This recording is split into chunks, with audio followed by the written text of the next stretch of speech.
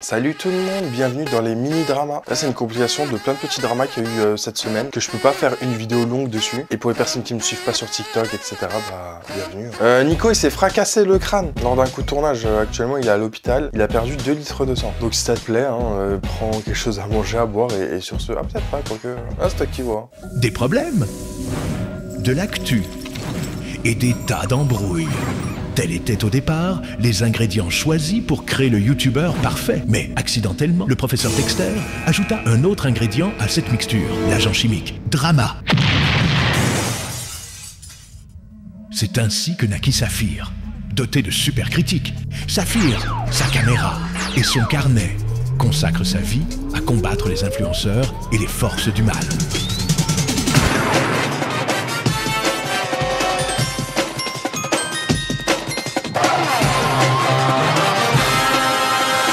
Nico il s'est fracassé le crâne lors d'un tournage pour la chaîne de Byline. Et vous allez voir, c'est plutôt surprenant en sachant que, regardez bien son t-shirt. Au début de l'événement, son t-shirt était blanc. Dès qu'il s'est blessé, le t-shirt est totalement rouge. Il faut vous dire à quel point il a perdu énormément de sang. L'influenceur Nicotine s'est grièvement blessé lors d'un tournage avec Byline. On vous explique tout.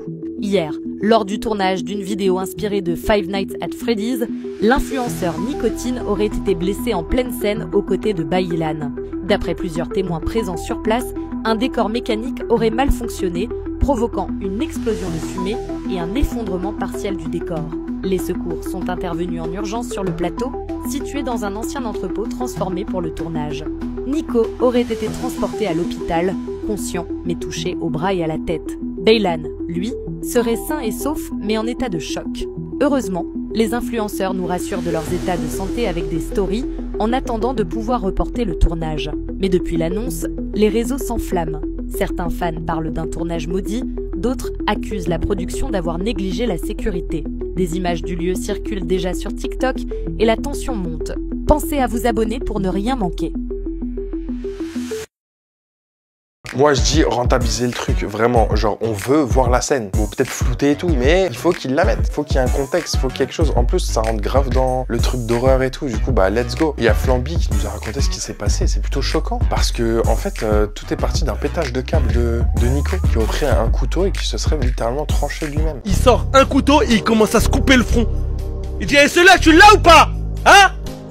Tu l'as ou pas celle-là? Pétage de plomb total. Pétage de plomb total, tournage cancel, voilà, cancel en même temps parce que bon je vais pas vous dire ce qu'il a dit, mais c'était très très grave. Ouais, il a parlé de personnes qui instauraient une dictature en 39-45. Voilà. Maintenant, est-ce que je suis affilié à cette personne? Oui, total. Non, enfin, oui, si, oui. Qu'est-ce que tu racontes, Sergo? Qu'est-ce que tu racontes, s'il te plaît? Nico, il sort sa bite et dit, celle-là, tu vas la cadrer? Hein? Tu vas la cadrer, celle-là, ou pas? Il commence à sortir sa bite de cadrer. Je dis, oh, mais tu joues à quoi? Tu joues à quoi? Tu joues à quoi? Arrête ça. Arrête, je suis juste un simple cadreur. Ah ouais? Et après, il fait comme ça. Ah ouais? T'es un simple cadreur? Vraiment, complètement malade. Comme vous avez pu le remarquer, c'est sur le ton de l'ironie. Parce que ce qui s'est passé, en fait, c'est qu'il s'est tout simplement blessé. Il a rien fait de lui-même. C'est une joke, c'est une blague. Par contre, c'est vraiment blessé, genre. Il y a Anime qui avait appris, genre, en plein live, l'accident de Nico. Et plus tard, il nous a justement donné des nouvelles de Nico. Je donne des nouvelles de Nico, les gars. Nico va bien. Nico va bien, les mecs. En gros, pour vous... je vous mets son vocal. Ouais, la porte, c'est... Non, il m'a dit quoi? En gros... Attends. Non, il s'est pris une baie vitrée dans la tête. Il s'est pris une baie vitrée dans la tête. Il a 8 points de suture. Il a pris une grosse baie vitrée dans la tête. Merci Leïla. Il a pris une baie vitrée dans la tête. Bon les gars, je peux pas vous montrer. C'est atroce. Je vais pas vous montrer, mais c'est chaud quand même. Mais il va bien les gars. Il va bien. Il a été suturé. Là, il se repose. Ouais, globalement, il s'est pris une baie vitrée dans le visage et du coup, bah forcément, si la baie vitrée s'est brisée et ça lui a coupé une partie de son crâne. Et Nico, il nous a donné des nouvelles en story, genre en mode photo.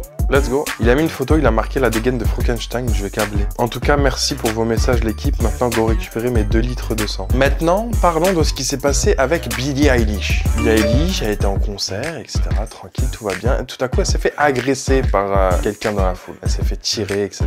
Et il y a une femme qui est sortie du lot. Il y a des vidéos qui sont sorties. Ouais, la femme est partie justement insulter le mec qui a fait ça. Enfin, vraiment, elle est partie le voir et lui dire, mais...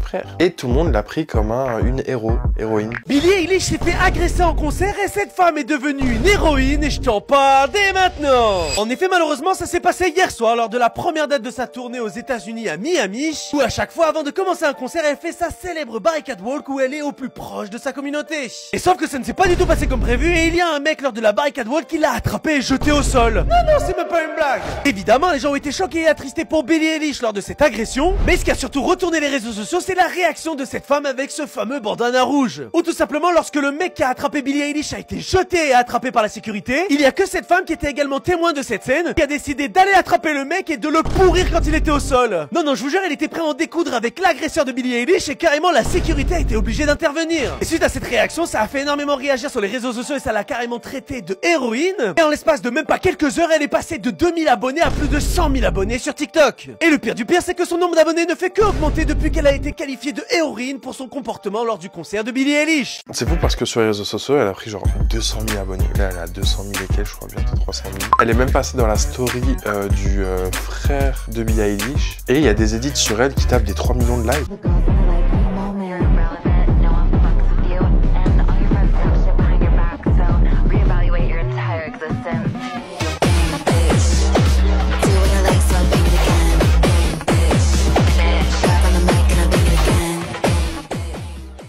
Elle est surnommée la meuf au bandana rouge. Jusqu'à, il y a des vidéos qui sortent de gens qui la croisent dans la rue qui lui disent merci pour ce que t'as fait.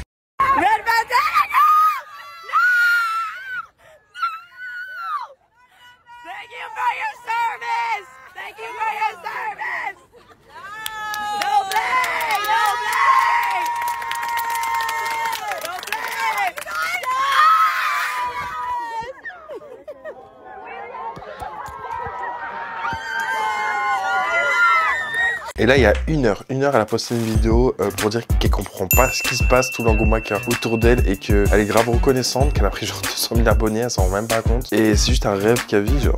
What are you guys doing here? For real. I need to get to the bottom of this. Why?